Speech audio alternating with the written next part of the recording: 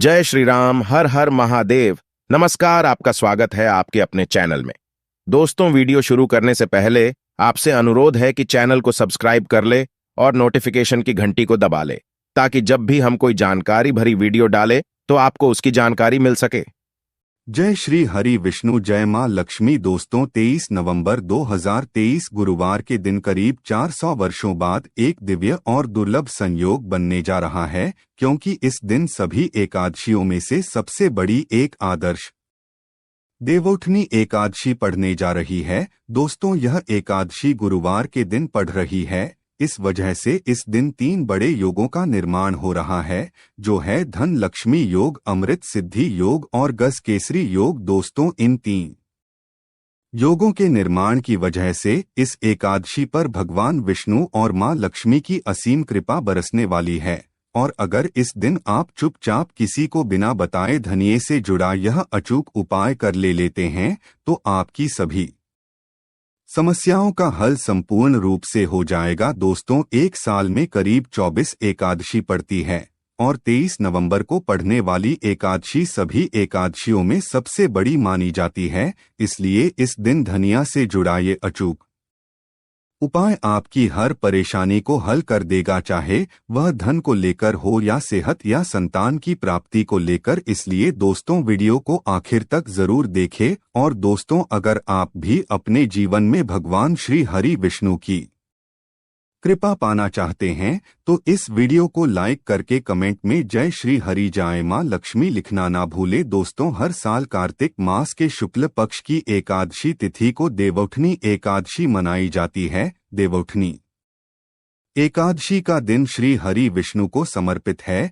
इस दिन जगत के पालनहार श्री हरि विष्णु अपनी 4 महीने की योग निद्रा से जागते हैं। इसके बाद से ही सभी मांगलिक कार्य आरंभ हो जाते हैं। इसके अलावा देवोठनी एकादशी भगवान विष्णु को प्रसन्न करने के लिए भी बेहद उत्तम मानी जाती है। इस दिन भगवान विष्णु को प्रसन्न करने के लिए कुछ लोग व्रत रखते हैं और पूजा करते हैं। इस दिन सच्ची श्रद्धा और भक्ति भाव से भगवान विष्णु की पूजा करने से सभी मनोकामनाएं पूर्ण होती है। दोस्तों, इस एकादशी को देवोत्थान एकादशी, देव प्रबोधिनी एकादशी ऐसे अनेक नामों से जाना जाता है। इस दिन सभी मांगलिक कार्य जैसे विवाह, मुंडन, गृह प्रवेश, उपनयन संस्कार आदि फिर से शुरू हो जाते हैं। इस दिन तुलसी विवाह भी किया जाता है। इस दिन भगवान विष्णु की पूजा आराधना करने से मोक्ष की प्राप्ति होती है और विशेष उपाय करने से जीवन की परेशानियों को दूर किया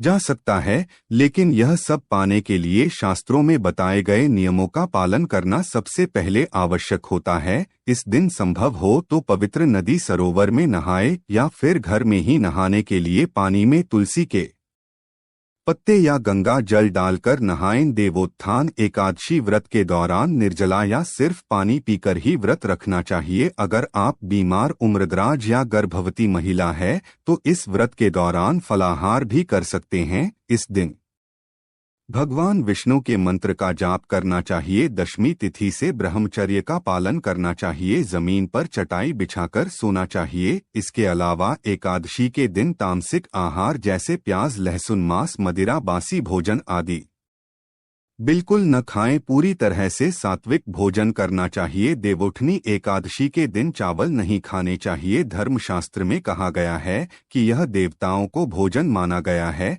ऐसे में इस दिन चावल खाने से व्यक्ति के सारे पुण्य नष्ट हो जाते हैं। देवोठनी एकादशी के दिन किसी के घर का भोजन भी नहीं खाना चाहिए, यहाँ तक कि दूसरे के घर का पानी भी नहीं पीना चाहिए। एकादशी के दिन भगवान नारायण को पान अर्पित करना चाहिए। ऐसे में व्यक्ति को पार नहीं खाना चाहिए। इसके अलावा एकादशी पर मसूर की दाल, बैगन खाना वर्जित माना जाता है। देवोठनी एकादशी के दिन बाल, दाढ़ी, नाखून आदि काटने से बचना चाहिए। दशमी के दिन ही सूर्यास्त के पहले घर में झाड़ू लगा लें। एकादशी के दिन झाड़ू लगाने से परहेज करें, क्योंकि झाड़ू लगाते समय भूलवश जीव मर जाते हैं और इसका पाप लगता है। इस व्रत का संबंध 3 दिनों की दिनचर्या से है। उपवास के दिन से एक दिन पहले दोपहर में भोजन लेने के उपरांत शाम का भोजन ग्रहण नहीं किया जाता, ताकि सुनिश्चित हो सके कि अगले दिन पेट में कोई अवश्य भोजन न बचा रहे। एकादशी के दिन उपवास के नियमों का कड़ाई से पालन करना होता है और अगले दिन सूर्योदय के बाद ही उपवास समापन करना होता है। एकादशी तिथि पर तुलसी के पत्ते भी मत है, एक दिन पहले ही तोड़कर रख लें। इस दिन तुलसी के पत्ते खाने भी नहीं चाहिए। भगवान श्री हरि के मंत्रों का जितना ज्यादा हो सके उतना जाप करें, भाग्य को बल मिलेगा। और भगवान श्री हरि को इस दिन पान, सुपारी, लौंग, नारियल, पीले रंग की मिठाई आदि अवश्य दें, इससे वे आसन्न हो जाएंगे। इस दिन भगवान विष्णु को केसर मिश्रित दूध से अभिषेक करें, इससे आपकी सभी मनोकामनाएं पूर्ण होती है, धन में वृद्धि होती है। एकादशी के दिन भगवान विष्णु को सफेद मिठाई या खीर का भोग लगाएं, फिर तुलसी के पत्ते अवश्य डालें, इससे आपकी पूजा संपूर्ण होती है। भगवान को डोट, नारियल और बादाम विशेष तौर पर प्रिय है, इसलिए अगर आप भगवान को एक पानी वाला नारियल और थोड़े से बादाम अर्पित कर दें तो आपकी मनोकामना है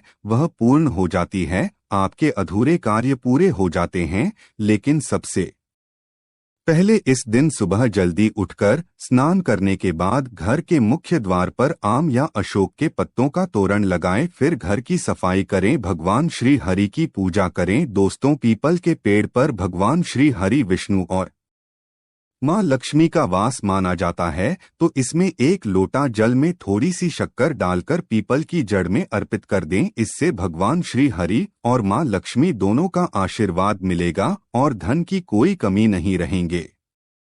अगर आप पितृ दोष से पीड़ित हैं, जैसे कि घर की रुक गई है, घर में क्लेश होते हैं, उदासी छाई रहती है, संतान सुख नहीं मिलता, नौकरी रोजगार में परेशानियां आती है, तो हो सकता है कि आपके पितृ आपसे रुष्ट है, ऐसे में पीपल के वृक्ष में एक लोटा जल में एक चुटकी काले तिल, 2-4 बूंदे गंगाजल और थोड़ी सी मिश्री डालकर अर्पित कर दें। इस दिन पीपल के नीचे सरसों के तेल का दीपक अवश्य जलाएं। आप चाहे तो तिल के तेल का दीपक भी चला सकते हैं, इससे पितृदेव प्रसन्न हो जाते हैं और जीवन की तमाम परेशानियों से आपको मुक्ति दिलाते हैं। तो इस दिन पीपल में जल चढ़ाने से इस शुभ दिन पर आप भगवान विष्णु और मां लक्ष्मी के साथ ही पितरों की कृपा पा सकते हैं। इस दिन घर के पूजा स्थान पर घी का दीपक अवश्य जल, इस दीपक में लाल धागे की या मौली धागे की बातें होनी चाहिए। इस दीपक में एक लौंग रख दें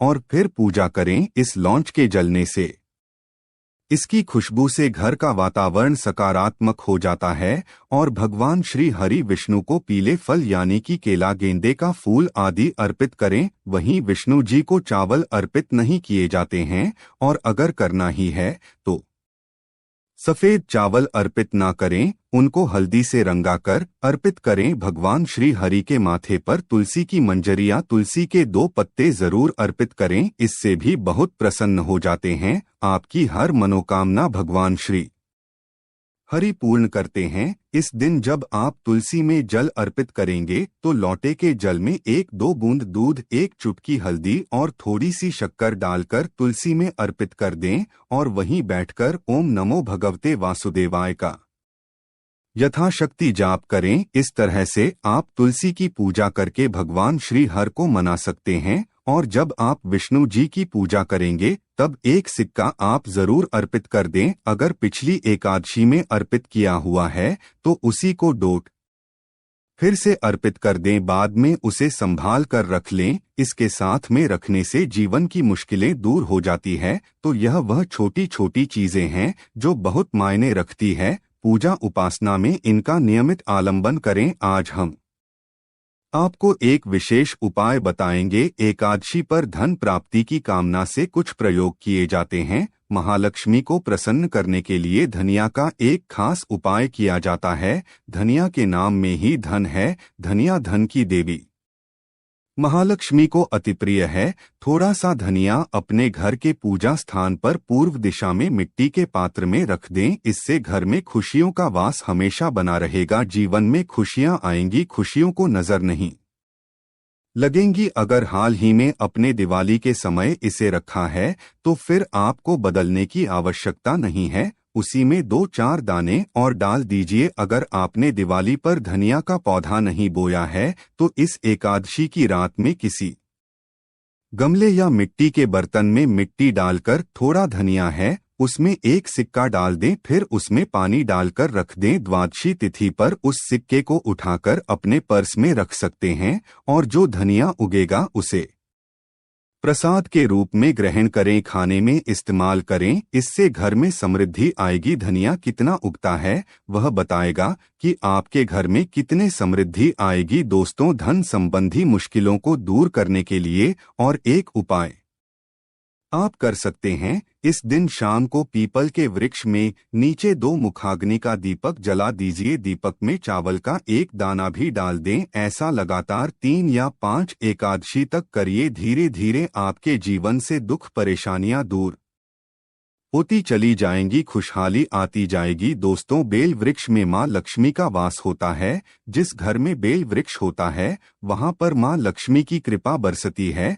तो अगर आपके घर के सामने बेल है तो बहुत ही अच्छी बात है, आप वहां दीपक जला सकते हैं। फिर मां से अपने दुख दर्द का कथन करें, धन समस्या को दूर करने की प्रार्थना करें, घर परिवार पर कृपा बरसाने की प्रार्थना करें। कुछ एकादशी तिथि तक लगातार ये उपाय करें, हर मुश्किल आसान हो जाएगी। कोई भी संकट परेशानी आपको छू नहीं पाएगी। भगवान विष्णु की कृपा पाने के लिए देवउठनी एकादशी के दिन स्नान करते समय पानी में 1 चुटकी हल्दी ढाल लें। इसके बाद स्नान करें और पीले रंग के वस्त्र धारण करके भगवान विष्णु की विधि विधान से साधना करें। देवउठनी एकादशी के दिन श्री हरि का सबसे पहले गाय के दूध से और फिर शंख में गंगाजल भरकर स्नान कराएं। इसके बाद उन्हें पीले रंग के वस्त्र अर्पित करें। मान्यता है कि देवउठनी एकादशी के दिन ऐसा करने से भगवान विष्णु का विशेष आशीर्वाद प्राप्त होता है।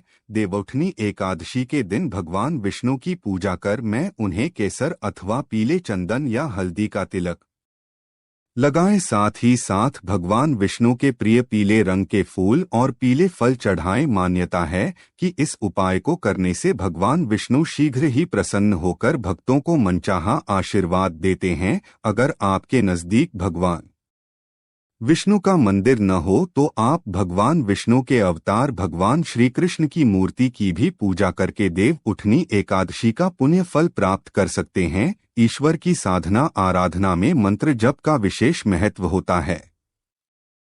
ऐसे में आज देवोत्थान एकादशी के दिन भगवान विष्णु की कृपा पाने के लिए ओम नमो भगवते वासुदेवाय नमः मंत्र का जप जरूर करें। यदि संभव हो तो इस मंत्र का जाप तुलसी या पीले चंदन की माला से करें। धार्मिक और पौराणिक मान्यताओं के अनुसार पीपल के पेड़ में भगवान विष्णु का वास होता है। ऐसे में देवउठनी एकादशी के दिन पीपल के पेड़ में जल्द जरूर अर्पित करें। मनोकामना की पूर्ति के लिए इस दिन दूध मिला हुआ जल भी पीपल में चढ़ा सकते हैं। अगर आप देवउठनी एकादशी की पूजा का पूरा फल प्राप्त करना चाहते हैं तो इस दिन भगवान विष्णु की पूजा में शुद्ध घी का दिया जरूर जलाएं। साथ ही भगवान विष्णु को अर्पित किए जाने वाले प्रसाद में तुलसी के पत्ते जरूर रखें। मान्यता है कि तुलसी के दिन भगवान भोग ग्रहण नहीं करते हैं। अगर आपको ये जानकारी पसंद आई तो वीडियो को लाइक जरूर करें।